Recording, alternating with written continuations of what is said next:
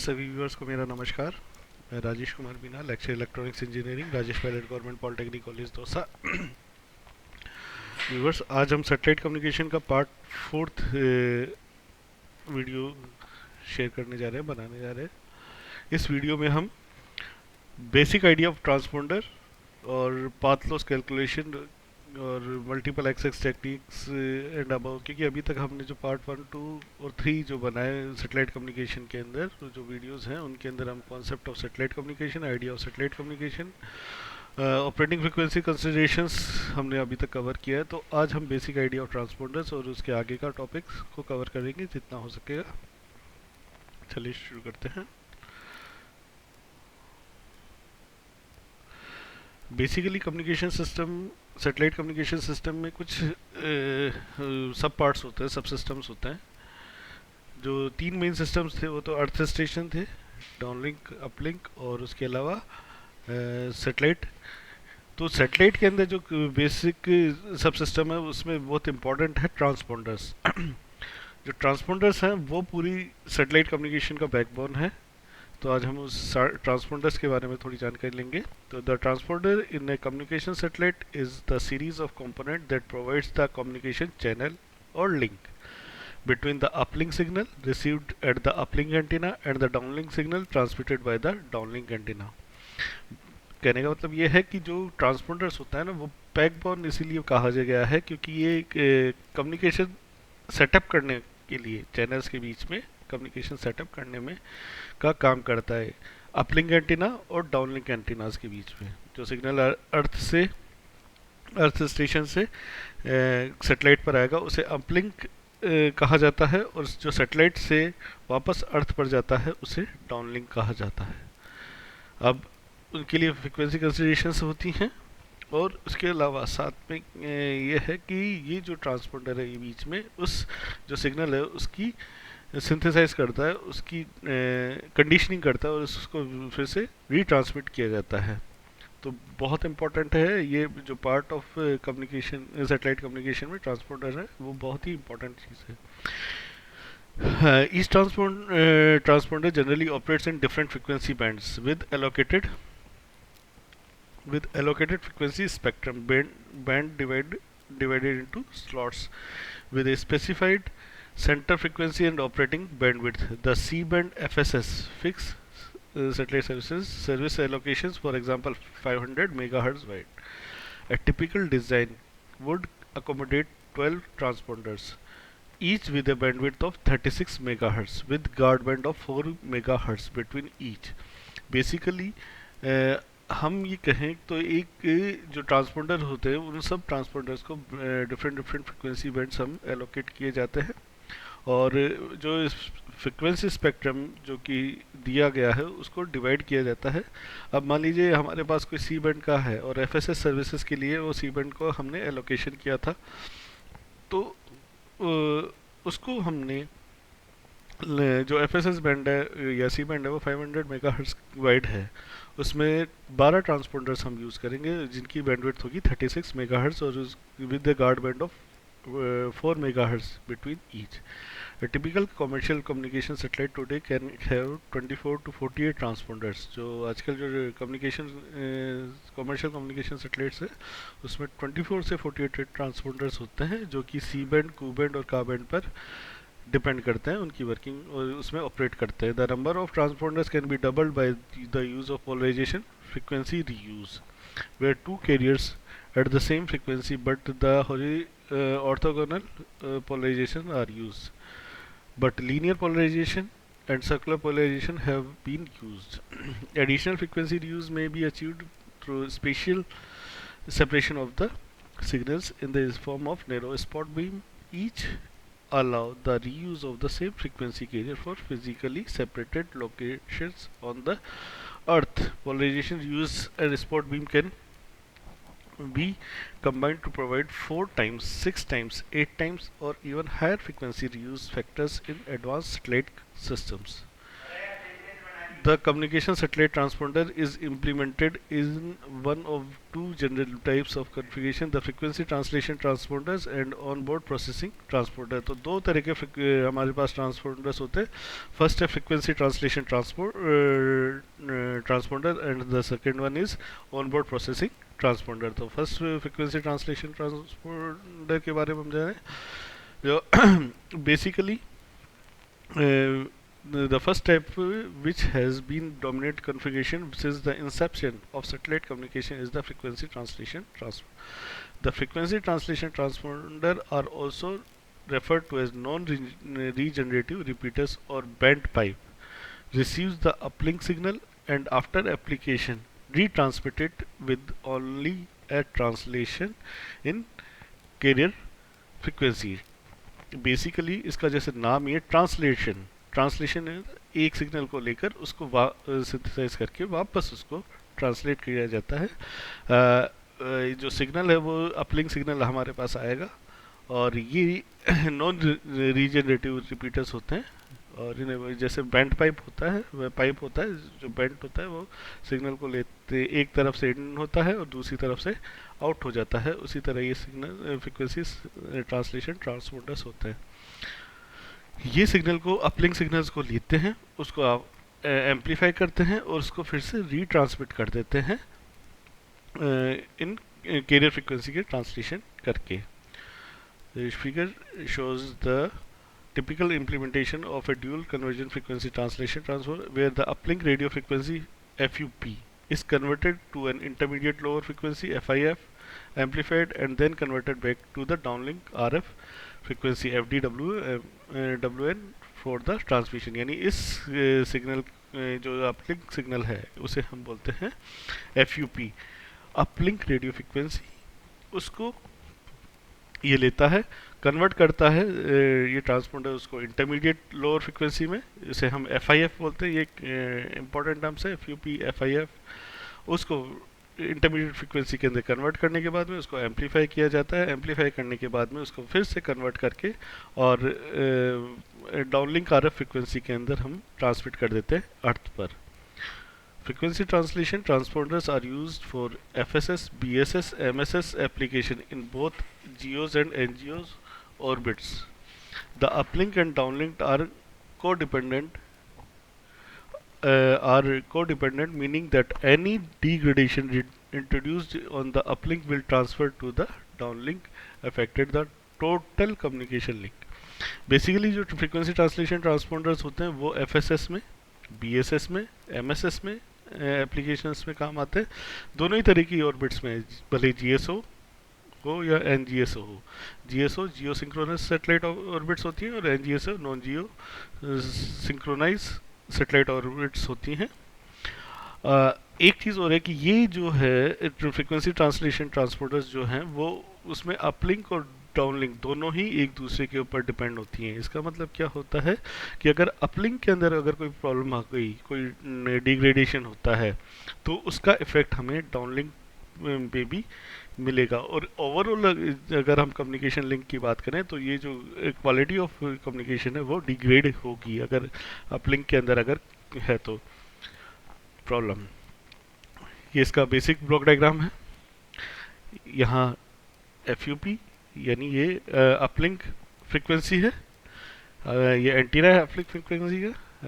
यहाँ से uplink antenna से सिग्नल रिसीव हुआ होगा ये सेटेलाइट ट्रांसपोंडर पर, वो रिसीव करेगा. रिसीव करने के बाद में एक मिक्सचर होगा, वो उसको डाउन कन्वर्ट करेगा. डाउन कन्वर्ट करने क्यों करेगा? क्योंकि उसको हमें कन्वर्ट करना है इंटरमीडिएट फ्रिक्वेंसी में. और यहाँ एक मिक्सचर है, उस मिक्सचर की सहायता से ये डाउन कन्वर्ट होता है. और डाउन कन्वर्ट क्या होगा? एक रेफरेंस होगा, लोकल ऑसिलेटर यहाँ रहता है, वो लोकल ऑसिलेशन क्रिएट करेगा और उस यहाँ एक FIF क्रिएट करेगा. उस FIF को इंटरमीडिएट फ्रिक्वेंसी को एम्पलीफाई किया जाता है, फिर अप कन्वर्ट किया जाता है. अप कन्वर्ट करने के लिए भी यहाँ लोकल ऑसिलेटर है. और अब जो सिग्नल हमारे पास, क्योंकि एम्पलीफाई हो चुका है, एम्पलीफाई होने के बाद में ये जो सिग्नल है, ये सिग्नल डाउनलिंक के लिए तैयार है. इसको फिर पावर एम्पलीफाई किया जाता है. पावर एम्पलीफाई करने के बाद में इसको डाउनलिंक एंटीनास के थ्रू वापस अर्थ स्टेशन पर हम सेंड कर देते हैं. तो बेसिक जो वर्किंग है वो frequency translation transporters are also called repeaters, regenerative satellites और बेंट पाइप। ये जो हम जो प्रोसेस बोलते हैं कि फ्रीक्वेंसी को लेगा और वापस अर्थ स्टेशन पे देने का जो काम है वो ये फ्रीक्वेंसी ट्रांसलेशन ट्रांसपोंडर्स करते हैं, इसलिए इसका नाम रिपीटर्स, नॉन रीजनरेटिव सैटेलाइट्स या बेंट पाइप भी बोलते हैं। बेसिकली ये हमारे एफएसएस, बीएसएस और एमएसएस में काम आते हैं, और ये तीन इंपॉर्टेंट पॉइंट्स है। Uplink and downlinks are codependent. अगर हम फ्रीक्वेंसी ट्रांसलेशन ट्रांसपोंडर के बारे में बात कर रहे हैं तो उनकी तीन मैंने में जो मेन कैरेक्टरिस्टिक्स है वो यही है कि ये एक तो रिपीटर, रीजनरेटिव सैटेलाइट या बैंड पाइप की तरह काम करेंगे।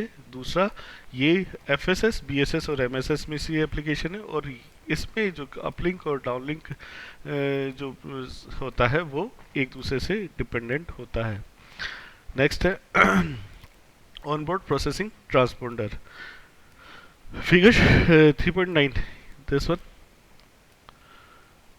shows the second type of satellite transponder on the transponder, the onboard processing transponder, also called regenerative repeaters, demode, remote transponder or smart satellite. The uplink signal at FUP, यानी frequency from upward uplink, is demodulated to baseband, F baseband. The baseband signal is available for processing on board, including reformatting and error correction. The baseband information is then remodulated to the downlink carrier to FDWN, possibly in a different modulation format to the uplink, and after final amplification transmitted to the ground.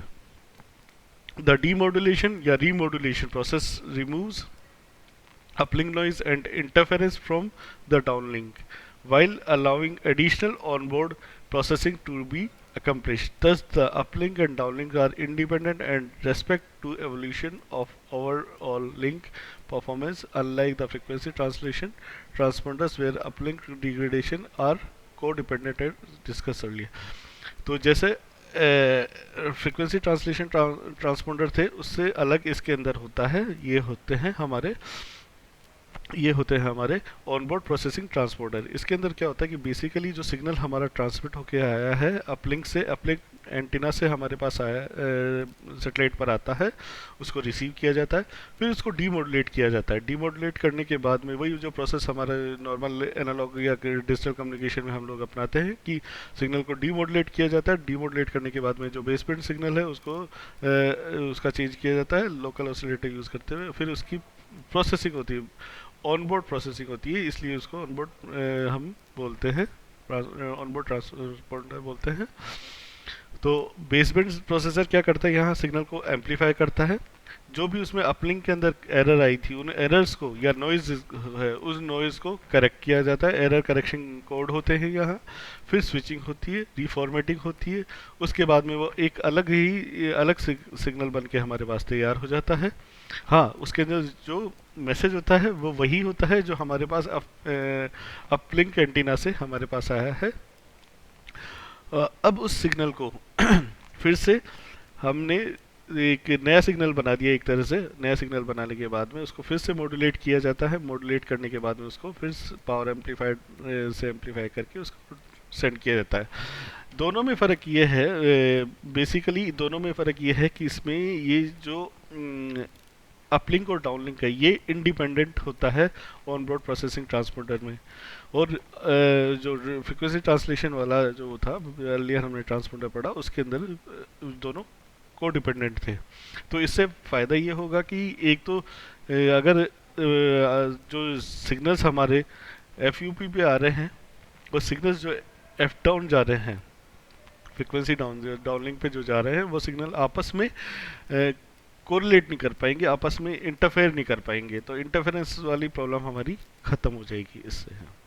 तो main important part ये है, और दूसरा signalling जो है वो और भी बेटर होगी, नॉइज़ हमारी करेक्शन हो जाएगी, जो कि क्योंकि जो नॉइज़ हमारी एफयूपी हमने पहले वाले में देखा था कि जो अगर एफयूपी में कोई डिग्रेडेशन हो गया है तो वो डिग्रेडेशन आगे डाउनलिंक पर भी चलेगा। लेकिन अगर हम ऑनबोर्ड प्रोसेसिंग ट्रांसपोर्टर्स यूज़ करते हैं तो यहाँ उसकी सिग्नल की कंडीशनिंग होगी। कंडीशनिंग होने से एम्पलीफाई करके उसको एरर करेक्शन करने से वो जो नॉइज़ थी वो नॉइज़ हमारी क्लियर हो जाएगी और हमारे पास फ्रेश जो सिग्नल है विद द सेम मैसेज वो हम डाउनलिंक कर सकते हैं।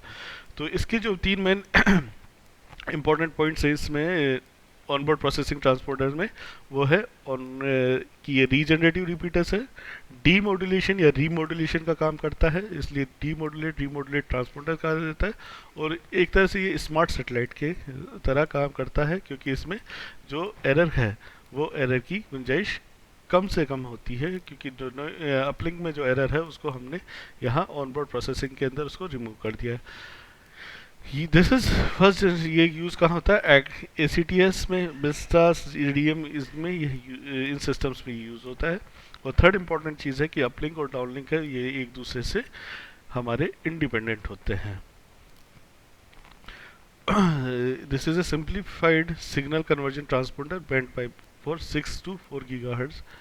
6 गीगाहर्ट्ज का uplink antenna L N A, फिर 6 गीगाहर्ट्ज का band pass filter, down converter, local oscillator 225 225 gigahertz का, फिर 4 गीगाहर्ट्ज का बीपीएफ, 4 गीगाहर्ट्ज का एलपीए, फिर 4 गीगाहर्ट्ज का एचपीए एंड देन डाउनलिंक।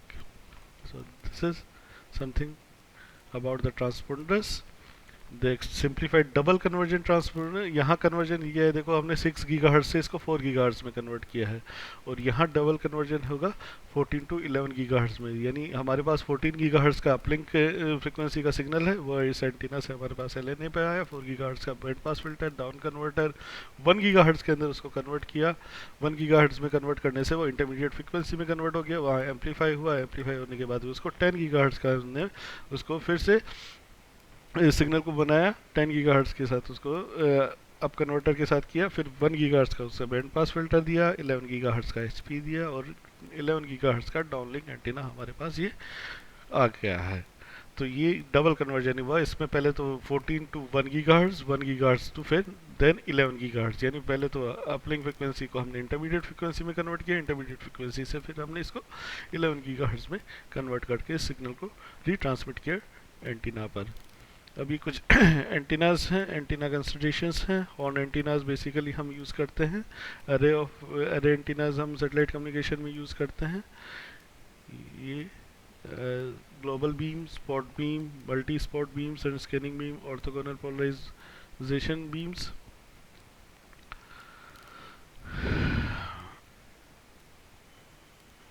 ये टीएस हम यूज़ करते हैं, जो टी माइक्रोवेव रीजन्स के अंदर जो वर्क करती हैं। टीज ट्रेवलिंग वेव ट्यूब्स असेंबली है।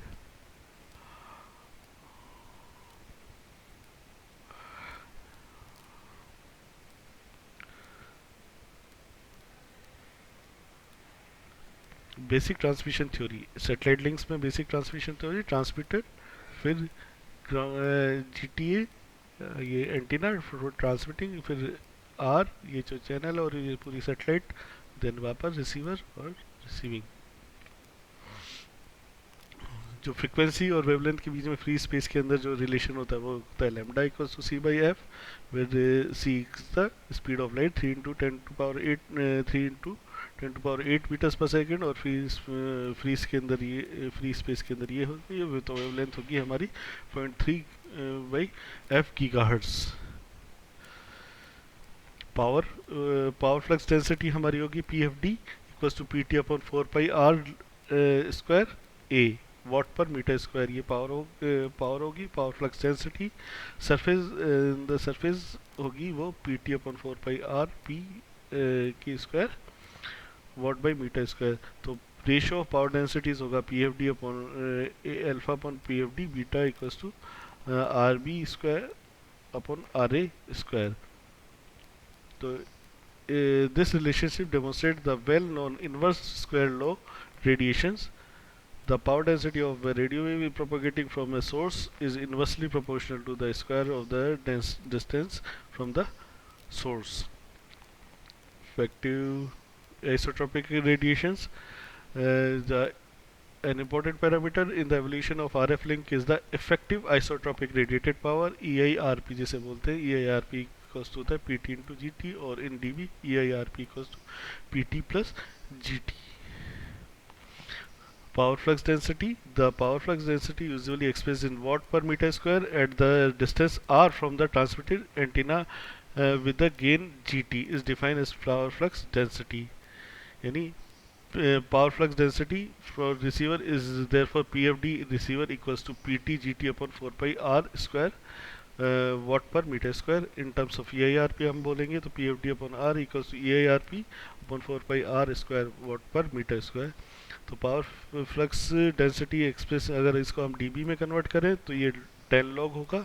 इस एक्सप्रेशन को हम 10 लॉग के साथ एक्सप्रेस करेंगे तो 10 लॉग अगर हमने इसमें लॉगरिथम ऑफ 10 लगा दिया हमने तो इसमें P T plus 10 log P T plus 10 log G T minus 20 log R minus 20 log 4 पाई.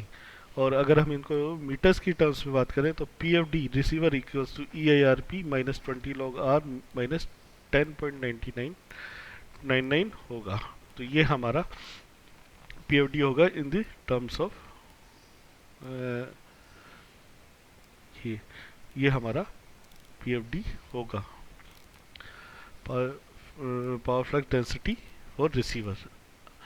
एंटीना गेन और अपर्चर एफिशिएंसी इंपॉर्टेंट पॉइंट है. एई से डिनोट करते हैं नीटा अल्फा ए, और जो जी रियल यानी गेन, जो रियल फिजिकल एंटीना है उसका जो गेन होगा वो होगा 4 pi A upon lambda square. तो जी होगा, जी यानी जो गेन है एंटीना गेन इन डीबी अगर हम उसे बोले तो वो होगा 10 लॉग दिस वन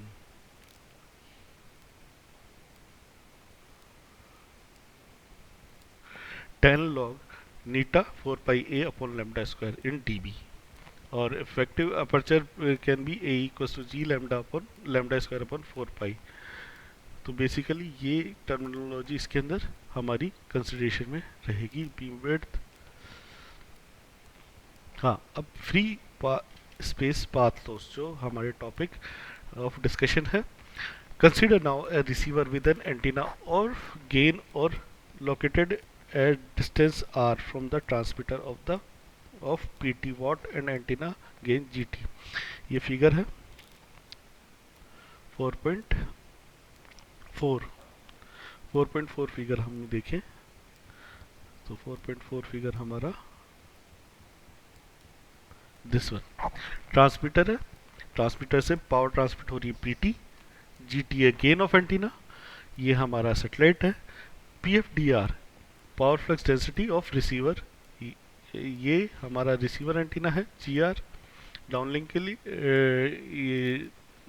के लिए यहाँ से हमने सिग्नल ट्रांसमिट किया रिसीवर के लिए तो वो होगी पावर, इसकी पावर होगी पी आर और ये हमारा रिसीवर. तो ये डायग्राम हम एक बार ध्यान में रखेंगे. अब इस फिगर को ध्यान में रखते हुए हम हमारी पाथ लॉस या फ्री स्पेस लॉस की बात करते हैं.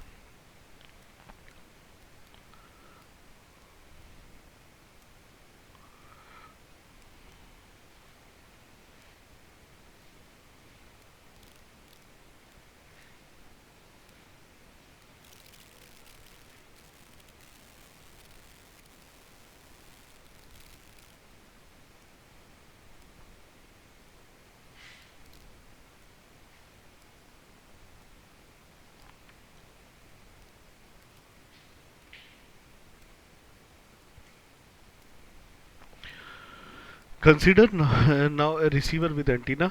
जीआर जैसे हमने रिसीवर एंटीना था उसकी गेन था GR located at a distance R from a transmitter of PT watt and antenna gain GT. तो जो पावर होगी PR intercepted by the receiving antenna, जो एंटीना पीआर पर जो रिसीविंग एंटीना पर जो पावर होगी वो होगी पीआर इक्वल्स टू पीएफडी यानी power flux density of receiver into AE. AE होगा अपर्चर एंटीना अपर्चर. और पीएफडी हमने पहले ऊपर निकाला हुआ है, उसकी वैल्यू थी पीटी जीटी यानी पावर ट्रांसमिटेड इनटू जीटी यानी transmitted antenna gain upon 4 pi R square. R क्या है? R is the distance from the transmitter into AE. AE upper antenna aperture, और ये पावर है, तो पावर है तो उसको हम डिनोट करते हैं किस में, डेजिग्नेट करते हैं वॉट्स में। तो P F D R is the power flux density at the receiver and A is the effective area of the receiver antenna in square metre. Replacing A by the expression, हम A को expression इसके expression से replace करें तो ए की expression थी जी R lambda square upon 4 pi.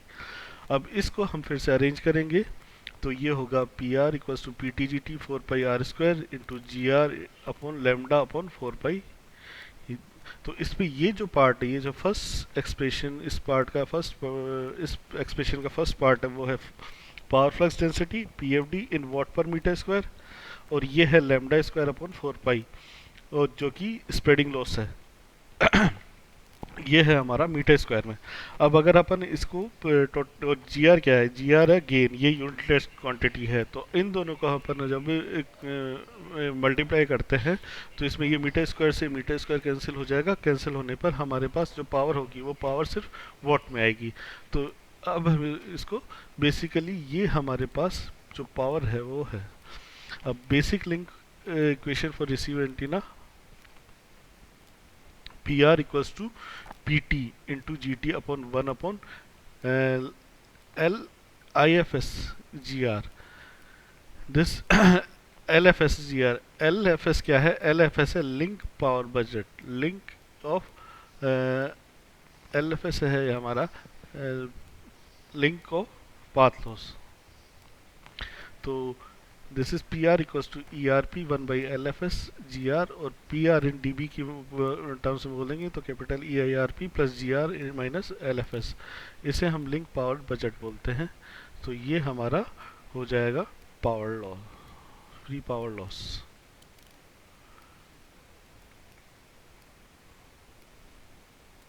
This is our free power loss in terms of D B. Next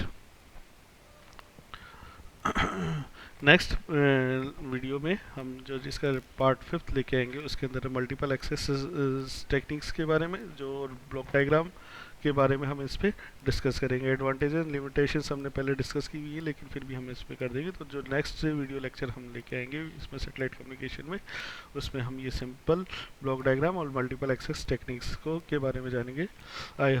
I hope कि आज का ये जो बेसिक आइडिया ऑफ ट्रांसपोंडर है और पाथ लॉस कैलकुलेशन है, ये आपको सभी को समझ में आई होगी। Thank you.